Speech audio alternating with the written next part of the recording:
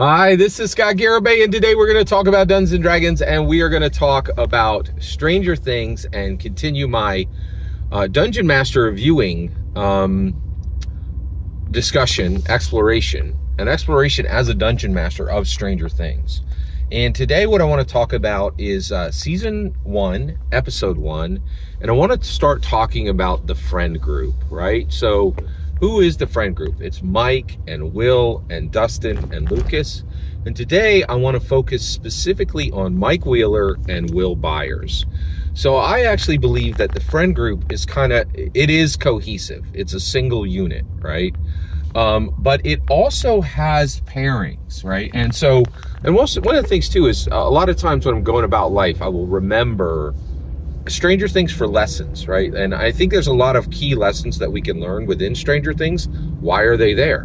Because Stranger Things is based on Gary Gygax's work. And Gary Gygax built Dungeons and Dragons to help us understand this life and help us to do a good job of getting through this life with and helping ourselves and helping everyone around us by understanding ourselves and understanding everyone around us. And I really believe that that is the purest meaning of Dungeons and Dragons. It's a human improvement engine that was specifically built, in my humble opinion, to help every single person understand themselves, every person who participates in Dungeons and Dragons, either as a Dungeon Master or as a Dragon Master, to understand life better by understanding themselves and seeing themselves very clearly, right? Through risks, through narrative, through relationships, IRL relationships between the people at the table. Now, Scott, why didn't you just say friendship? Because I don't think that's the only way we can really understand the relationships at the table. There's a lot of relationships that happen at a Dungeons & Dragons table. Friendship has been one of them for a long time. I'm not convinced that friendship needs to be there at all. Right, I feel like a lot of professional sports teams function extremely well, and with people who are not friends, right? And I think the same thing can, I think what Dungeons and Dragons needs to do does not need friendship, but friendship has been there for 5 decades, and it is certainly there in Stranger Things. So let's talk about this pairing of Mike Wheeler and Will Byers, right? So they are a couple within the friendship group, and they're not a couple, but they're paired, okay? Now, why are they paired? Well, I think the reason they're paired is because within the friend group, which is 4 members, and that is not an accident, right? Fighter, wizard, rogue, cleric, okay? Mike Wheeler and Will Byers are the strongest and the weakest, right? Will Byers is definitely the weakest of the friendship group. Why do I say that? Because for the entire series, the group is constantly saving him, right?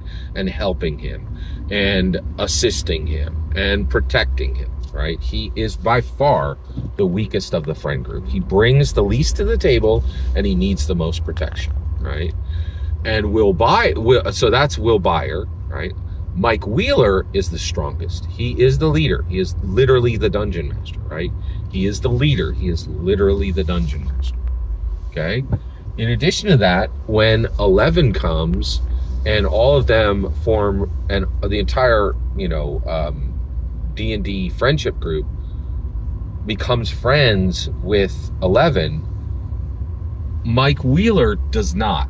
He actually begins a romantic relationship with 11 because he has courage and he has confidence. He is the leader. That's why he's the Dungeon Master. He has courage and confidence, where these other guys are Dragon Masters, right?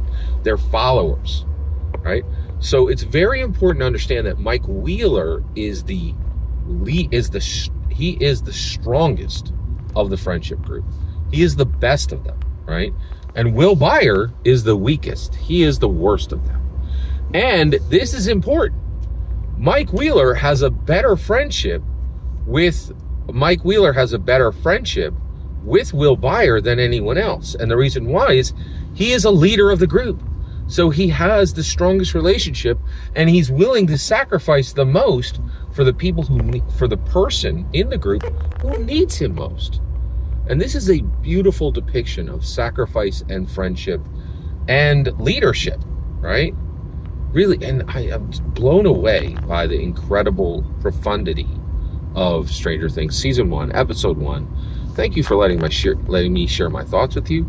Please consider liking and subscribing, and every single word you just heard was my opinion, my humble opinion, on everything that happened in Season 1, Episode 1. The important part is when I get to hear your humble opinion on what happened in Season 1, Episode 1 of Stranger Things, or your opinion of Stranger Things overall. Please consider liking and subscribing, and fetch Millennium.